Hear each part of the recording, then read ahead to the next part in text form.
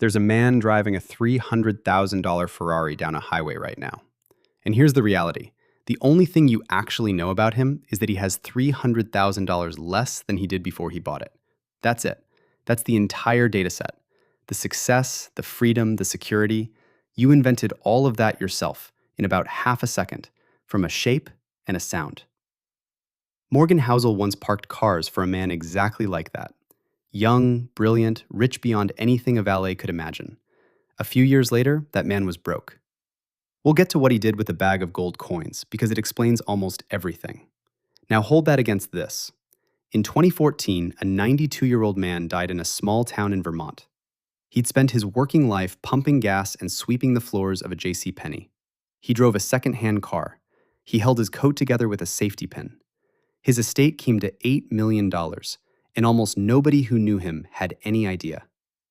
One of those men was rich. The other one was wealthy.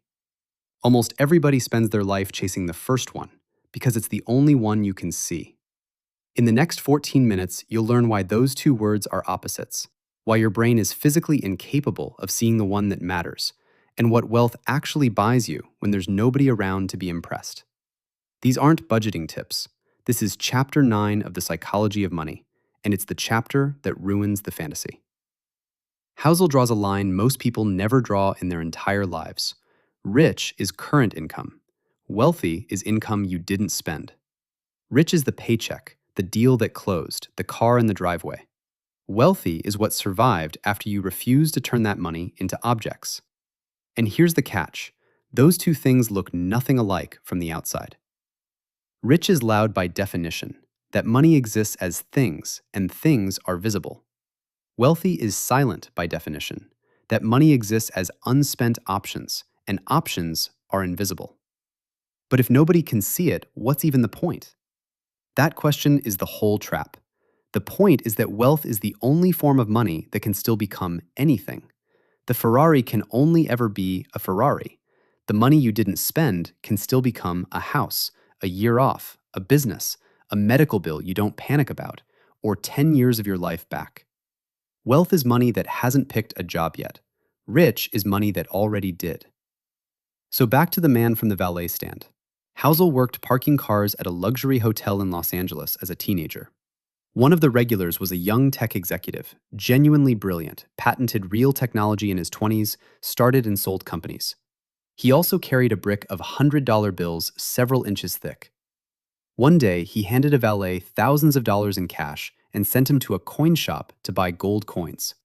Then he took those coins down to the Pacific and skipped them across the water like stones, laughing. A few years later, he was broke.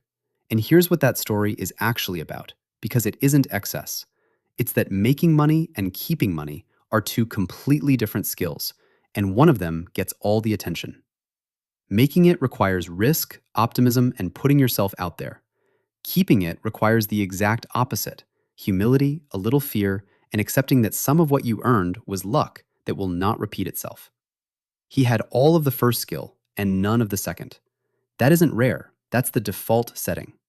So why does almost nobody learn that lesson before it costs them? Here's the science. Humans learn by copying. Watch what works, then do that. It's the most efficient learning system evolution ever built, and with money, it fails completely. Because you can only copy what you can see. And wealth is, by definition, the thing that was never converted into something visible. A savings account has no logo. An index fund makes no engine noise. Restraint doesn't post. So think about what that means. Every financial role model you have ever had was technically a role model of spending. You've watched thousands of people demonstrate what having money looks like. You've watched almost nobody demonstrate what keeping it looks like. But I see rich people everywhere. No, you see spending everywhere. Those are completely different data. You're looking at people's consumption and quietly filing it as their net worth. That's the visibility gap, and it rewrites your definition of success without ever asking your permission. Now be honest about why you'd want the Ferrari in the first place. It isn't the car, it's the faces, it's respect. Housel calls this the man in the car paradox, and it works like this. When you see somebody in a beautiful car, you almost never think, wow, that guy is impressive. You think, wow, if I had that car, people would think I'm impressive. Say that back to yourself, because it's brutal. Nobody is admiring the driver. Everybody is mentally removing him from the seat and putting themselves in it, which means the respect you're buying that car for is a product that isn't for sale. You spend $300,000 to be admired, and what you actually purchase is a machine that makes strangers admire themselves. But it makes me feel good. For a while, then it's just your car, parked where your old car used to park, and the feeling has already moved on to whatever's next. That's not a character flaw, that's adaptation. It's the same reason the raise you fought for stopped feeling like a raise. Here's the rule underneath all of it. Spending money to show people how much money you have is the fastest way to have less of it. Now here's what makes this era uniquely dangerous. The appearance of wealth is available on credit. There is no lender on earth who will finance your patience, but almost anyone will finance your image. Cars, watches, houses, holidays, every symbol of made it comes with a monthly payment attached. And that payment is available to people who have very much not made it. So the man in the Ferrari might be wealthy. He might also be one bad quarter away from losing all of it, running an image on borrowed money. From the outside, those two men are identical. Identical. That's the leverage illusion, and it's why your gut cannot tell financial strength from financial theater.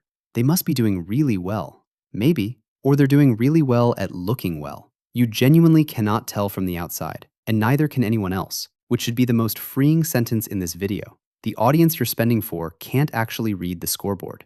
Ask most people what they want, and they'll say, I want to be a millionaire. Then listen to what they describe next. The house, the car, the trips, the wardrobe. They are not describing having $1 million. They're describing spending $1 million. Those are opposites. Spending $1 million is the single most reliable method ever invented for not having $1 million. I'll enjoy it now and rebuild it later. That sentence has ended more fortunes than any recession. Rihanna nearly went bankrupt after years of overspending and ended up in a legal fight with her accountants over it, and their response should be printed on the money itself. Was it really necessary to tell her that if you spend money on things, you'll end up with the things and not the money? Most people want the lifestyle and call it the goal. Wealthy people want the balance and treat the lifestyle as the cost. So where does wealth actually come from? Not income. It comes from the gap between income and ego. Here's the math, and it's uncomfortable. One person earns $100,000 a year and saves 5% of it. Another earns 60 and saves 25. Same market, same 7% return, 30 years. The six-figure earner ends up with about $470,000. The one who earned 40% less ends up with about $1.4 million. 3 times the money on a smaller salary every single year for 30 years. Income didn't build that. The gap did. This is why the Vermont janitor beat the Wall Street executive. Housel pairs him with Richard Fuscone, Harvard-educated, Merrill Lynch executive, everything the janitor wasn't, who borrowed heavily to fund an enormous home, got caught by the financial crisis, and lost it to foreclosure and bankruptcy. Same country, same decades, opposite endings. The difference was never intelligence or access. One man could live below what he earned, and the other couldn't. And here's the honest problem with both of those men. They're famous because they're extremes. That makes them stories, not evidence. Nobody films a documentary about somebody who saved 20% for 30 years and retired quietly at 60. And that is exactly the trap this whole video is about. The outcome you actually want has no footage. Now, one honest caveat, because most money advice skips it. If your income barely covers rent and food, the gap isn't a discipline problem, it's an income problem. And the answer is earning power, not guilt. This chapter is about everything above that line. And above that line, the gap is the variable you control most, far more than the market, the economy, or your industry. So it's invisible, nobody claps, and it compounds quietly. What's the actual return? Control over your time. That's it. That's the highest dividend money will ever pay. Wealth is an option you haven't used yet. The option to say no to the client. The option to sit out a bad market instead of selling at the bottom. The option to take the job that pays less and matters more. The option to be sick for 2 weeks without doing math in your head. Every one of those was bought with money that stayed unspent. And every one of them is invisible to everybody except you. I'd rather enjoy it now. You will enjoy it now. Freedom isn't a retirement product, it's a daily one. Someone with a year of expenses in the bank walks into Monday morning differently than someone with none. And it's not because he's richer. It's because he's harder to threaten. That's the option premium. And unlike the car, it doesn't depreciate the second you drive it off the lot. So how do you actually do this, knowing there's no applause at the end of it? 4 things, and none of them are budgeting. The first is to define your enough as an actual number before the world defines it for you. Enough without a number isn't a goal, it's a treadmill with a nicer name. Because whatever you have, the next tier is always visible from where you're standing. The second is to stop borrowing other people's scoreboards. Most overspending isn't greed, it's comparison. You're not buying the thing, you're buying a rank in a competition you never agreed to enter. And here's what makes that competition unwinnable. The people you're measuring yourself against are right now measuring themselves against someone above them. Nobody is at the top of that ladder. Nobody. The third is to price things in hours instead of dollars. Take your take-home pay and divide it by the hours the job actually costs you, the work, the commute, and the evening you spend recovering from it. That's your real rate. Now that $40,000 upgrade isn't a number anymore. It's a specific number of months of your life. Price things this way, and about half of them lose the argument on the spot. And the fourth is to build your humility early, while it's still cheap.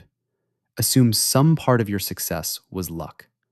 That single assumption is what makes a person protect what they've built, instead of mistaking it for proof that they can't lose it. Rich is a performance. Wealth is a position. One is designed to be seen, and it's worth almost nothing the moment nobody's looking. The other is invisible on purpose, and it's the only kind of money that can still turn into a life. The man in the Ferrari might have both. He might have neither, but you already know which one you'd rather be holding when the engine's off.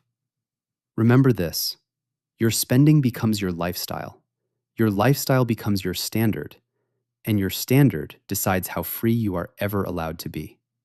So start small. Take one purchase you were already planning this month, work out your real hourly rate, and price that purchase in hours of your life instead of dollars. If it still makes sense, buy it and enjoy it without guilt. That's what money is for. And if it doesn't, you just built your first piece of real wealth. Nobody's going to see it. That's the point.